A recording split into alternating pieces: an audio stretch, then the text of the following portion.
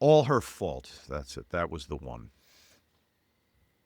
Mr. Berger says, I can tell you as an amateur high school wrestling coach, you 100% show technique to the biggest guys and the smallest guys different. It's different styles, different pace. It's straight different. And Kevin's thoughts are 100% correct that you can't teach size, but you can teach how to use size. You can teach technique, but for every individual, it's going to be personalized to their body type and size. In this week's broadcast, Kev, did you see, were we doing that correctly in WWE? I'll tell you one of the things that stuck out in the Raw for me was Maxine Dupree went over on Becky Yes. for the women's championship. Distracted by AJ Lee. Yeah, but so I follow Natalia Natty Uh-huh. Neihart, and she has a wrestling school. Her and her husband do TJ, and it's called the Dungeon, and it's down here in Florida. And I watch a lot of times because they'll run the camera and show like young talent working out. But a lot of people from the WWE would go down there because she's so gifted and her ring ability, like chain wrestling and everything else. But there's just certain people that they have all the knowledge in the world, but they just can't teach it, Sure. and she can teach it. So I don't know, maybe it was 3 or 4 weeks ago. I'm just her thing came up, and I was watching this. I watched her go through it, and I watched this kind of tall blonde girl kind of go through it. I'm not really paying attention, but the girl does exactly what Natalia tells her to do, and I'm just like, wow, fuck, like that was impressive. And they do a couple of different things where it's chain, and then she takes, and then the girl, the blonde hair girl, continues through on other things that she has definitely learned, and she puts together like a little series of counters and everything else. And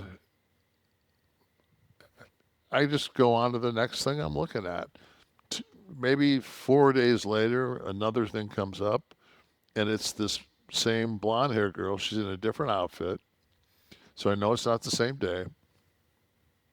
I'm just like, fuck, man, this girl's putting some fucking time in it. She's good. Mm.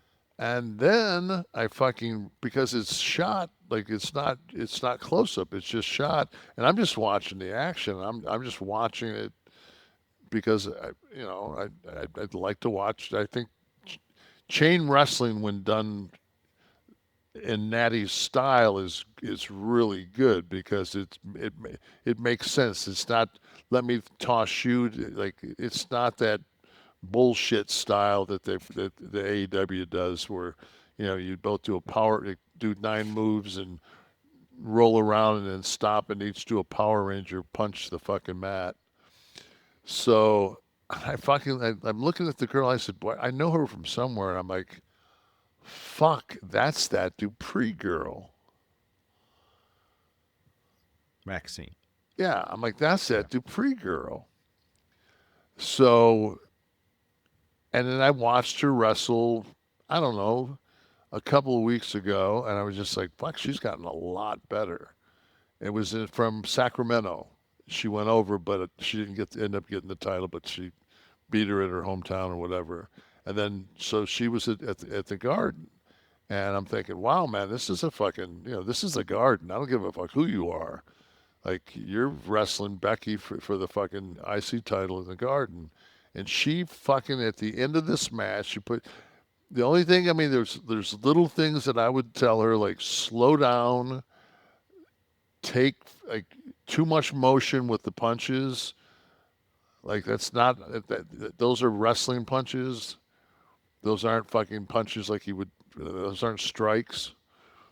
Um, like little bits and pieces, but when she rolled out with AJ and they took that beauty shot of her in that green outfit holding that fucking belt with that fucking face and that overall package, I'm like, fuck. Like, and then it's like nothing against Becky, but I'm like, now that's fucking money.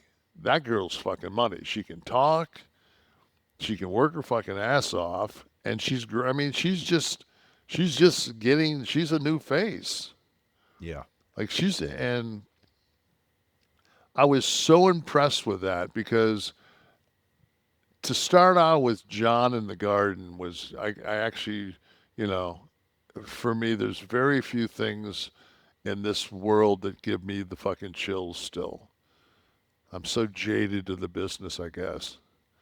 But man, he came out there and he went to the left first, and so his back was to the handheld guy, and I think he turned. I think Stu must have been on the camera because he turned, man, and the smile and the look on his face was just like fuck, man, like this shit don't ever fucking get old. Right. He said, let's go, Stu, and they went down to the ring, and he slid in, and that was one of the loudest sustained pops in a fucking, and that Garden's a big ass building, and that's to me is it was so, I just felt like I was a part of something that'll be talked about for a long fucking time, like Cena's last time in the Garden, and it was so perfect on Raw, and it didn't matter whether or not he worked or had the tag match. That was fine. Then it kind of went. So I was high off of that. Then I got that that buzz from Dupree, and there was a couple other things that happened throughout the night that I thought were fucking really well done. The show was well paced. Everything fucking fit. All the pieces of the puzzle fit perfect. We get to the end of the night, and lo and behold, it turns into a fucking schmaz, and out comes Brock. And it's just like there's everybody on the roster, and then there's Brock. And he slid in the ring, and Punk came at him, and it looked like an AI of a fucking silverback throwing a fucking poodle around. Doing the German suplexes. Yeah. Yeah. And then fucking Cody came at him, and one thing I noticed, man, and Cody needs to. Apache Cash, 1970. I read your statement of how good Paul is running WWE. That is a joke. He's one of your friends, of course. You're going to lie and cover for him. WWE has become a joke with the bullies. Always win motto. If they don't win the match, they attack the winner. At least with Vince, good guys could win every once in a while. Okay. Yeah, you're right. And by using words like bully and good guys, I'm pretty sure that you're probably sitting on Santa's lap somewhere if I can giving him your list right now. So God bless you, Tiny Tim, wherever you're at. What a I, fucking jack off. I started to read it, and I thought we were going to get, maybe some good discourse here. Yeah. And then it Bullies. became working. It was a working email. No, it wasn't working. It's just fucking, but that's his opinion. So, I mean, I guess I am too close to the fucking business because I thought Monday's show was fucking pretty damn good. And I guess I shouldn't have been rooting for that big giant bully that came out at the end and tossed everybody around. He was really a bully. He was such a bully. Thank God Roman came down and threw that Superman punch at him.